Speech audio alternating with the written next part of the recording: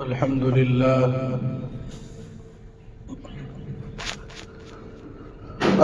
لله نحمده ونستعينه ونستغفره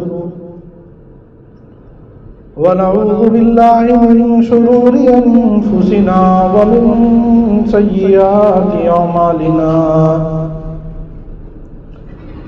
من يهده الله فلا مضل له ومن يضلل فلا هادي له ونشهد أن لا إله إلا الله وحده لا شريك له ونشهد أن سيدنا ومولانا محمدا عبده ورسوله صلى الله تعالى عليه وعلى آله وأصحابه وبارك وسلم تسليما كثيرا أما بعد فأعوذ بالله من الشيطان الرجيم بسم الله الرحمن الرحيم لقد كان لكم في رسول الله أسوة حسنة صدق الله العظيم. درود شریف پڑھ لینا. اللهم صل على سيدنا وحبيبنا وشفيعنا ومولانا محمد وبارك وسلم كما تحب وترضى عدد ما تحب وترضى. میرے محترم بزرگوں، عزیز دوستوں اور نوجوان ساتھیوں،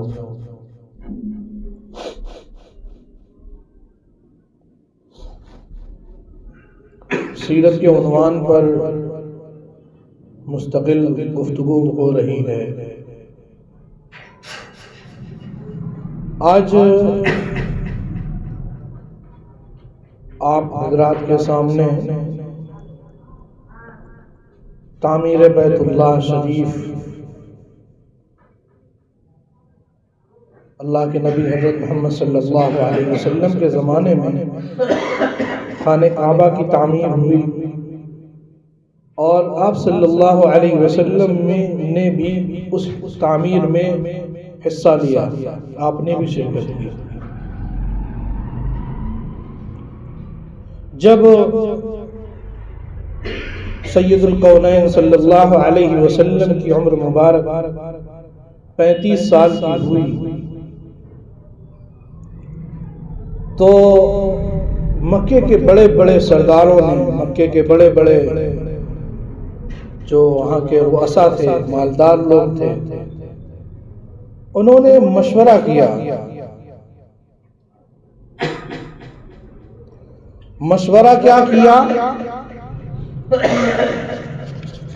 مشورہ یہ کیا کہ خانہ کعبہ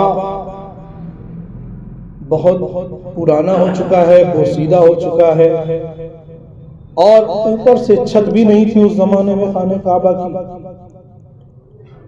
اور دیواریں بھی بہت بوسیدہ ہو چکی تھیں. البتہ کفار مکہ بھی، سرداران مکہ بھی خانہ کعبہ کی عظمت کو اور اس کی تعظیم کو بہت اچھے سے سمجھتے تھے. وہ یہ سمجھتے تھے کہ یہ خدائے وحدہ لا شریک لہ کا گھر ہے. اس میں بھلے ہی بت تھے، یہ میں نہیں کہہ رہا، یہ کتابیں کہتی ہیں. ابھی میں آپ کو واقعہ بتلاؤں گا، آپ کو خود اندازہ ہوگا کہ ان کے دلوں کے اندر خدا کا خوف کیسے بیٹھا ہوا. کمی جو تھی ان کے یہاں صرف اس بات کی کمی تھی کہ وہ اللہ کے ساتھ معبودوں کو، دوسرے معبودوں کو شریک کرتے تھے، دوسرے بتوں کو شریک کرتے تھے، دوسرے بتوں کو اپنا معبود سمجھتے تھے. ورنہ خدا پر تو ایمان ان کا بھی تھا، لیکن ان کے اندر کمی یہ تھی کہ وہ خدا کے ساتھ کسی دوسرے کو بھی معبود سمجھتے تھے، حالانکہ وہ معبود نہیں تھے. مشورہ ہوا، یہ خانہ کعبہ کی تعمیر کرائی گئی. تو اس مشورے میں سید الکونین صلی اللہ علیہ وسلم کے والد ماجد یعنی حضرت عبداللہ کے ماموں جن کا نام ابو وہب بن عمرو مخزومی وہ کھڑے،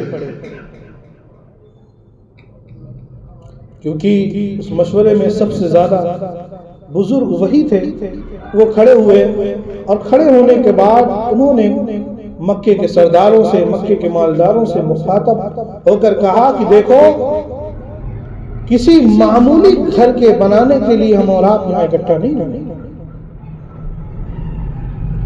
یہ بیت اللہ ہے، اللہ کا گھر ہے، اور اللہ کے گھر کو بنانے کے لیے ہم اور آپ یہاں جمع ہوئے ہیں، اسی کے لیے ہم یہاں بیٹھ کر مشورہ کر رہے ہیں کہ کس طریقے سے اس کو منہدم کیا جائے اور پھر کیسے اس کو بنایا جائے۔ انہوں نے شرطیں بتائیں کہ ہمارے اندر بہت سی برائیاں ہیں، چوری کے مال ہیں، سود کا مال ہے، ڈکیتی کا مال ہے، عورتوں کو بہت سی برائیاں تھی مکے کے اندر، عورتوں کو بیچا جاتا تھا، ان کے جسم کو بیچا جاتا تھا اور اس جسم سے کمائی کی جاتی تھی۔ ابو وہب بن عمرو کھڑے ہوئے اور کھڑے ہونے کے بعد انہوں نے کہا کہ دیکھو، بیت اللہ کی تعمیر کرنی ہے اور یاد رکھو اس میں وہی مال لگایا جائے گا جو حلال مال، حلال مال لگایا جائے گا۔ مورخین نے جو حلال مال کی تفسیر لکھی ہے انہوں نے صاف صاف یہ کہا کہ اس میں سود کا پیسہ نہیں لگے گا، اس میں جو ہے ناجائز پیسے نہیں لگیں گے، ناجائز چیزیں نہیں لگیں گی، چوری کی ہوئی، ڈکیتی کی ہوئی چیزیں، یعنی کہ وہ تمام چیزوں کو ہم دور رکھیں گے جو حرام کے ہیں، ہم وہی چیز استعمال کریں گے، وہی پیسہ لگائیں گے جو حلال کا ہے، جس کو ہم نے اپنی محنت سے جو ہے کمایا۔ بہرحال مشورے میں طے ہوا، ٹھیک ہے، تمام سرداران نے کہا بالکل آپ کی بات بہت اچھی ہے۔ پھر طے کر دیا گیا کہ فلاں قبیلے کے لوگ اس دیوار کو اٹھائیں گے، فلاں قبیلے کے لوگ اس دیوار کو اٹھائیں گے، فلاں قبیلے کے لوگ دائنی جانب کی دیوار کو اٹھائیں گے، بائیں جانب کی، اور فلاں قبیلہ والا یہ کام کرے گا۔ البتہ ساری باتیں طے ہوں گی۔ اب دیکھیے سب کچھ تو طے ہو گیا، لیکن اب یہ بات آئی کہ خانہ کعبہ کو ڈھائے گا کون؟ بھائی اللہ کے گھر کو ڈھائے گا کون؟ کون گرائے گا؟ سب جتنے سردار تھے سب کی حالت خراب، پریشان۔ تو انہی میں سے ولید ابن مغیرہ کھڑے، پھاوڑا لے، اور انہوں نے کہا اللہم لا نرید الا الخیر، اللہم لا نرید الا الخیر، کہ اللہ میں اس خانہ کعبہ کو منہدم کر رہا ہوں، آپ یقین مانیں میری نیت کوئی برائی کی نیت نہیں ہے، صرف بھلائی کی نیت ہے، خیر کی نیت ہے۔ اس خانہ کعبہ کو جس پر چھت نہیں ہے، اس کی دیواریں بوسیدہ ہو چکی ہیں، میں اس کو ڈھانے کے لیے میں کھڑا ہو رہا ہوں، اللہ پاک میری نیت میں کوئی کھوٹ نہیں ہے، مجھے معاف کر دیجیے۔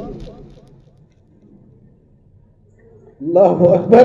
وہ اس وقت کے کافر تھے، آج کے کافر تو مسجدوں کو گرا کر کے خوش ہوتے ہیں، وہ بھی کافر تھے، ایکتا پرست نہیں تھے، 360 بتوں کو پوجنے والے تھے، لیکن خدا کا خوف اتنا زیادہ تھا کہ ہمت نہیں پڑی۔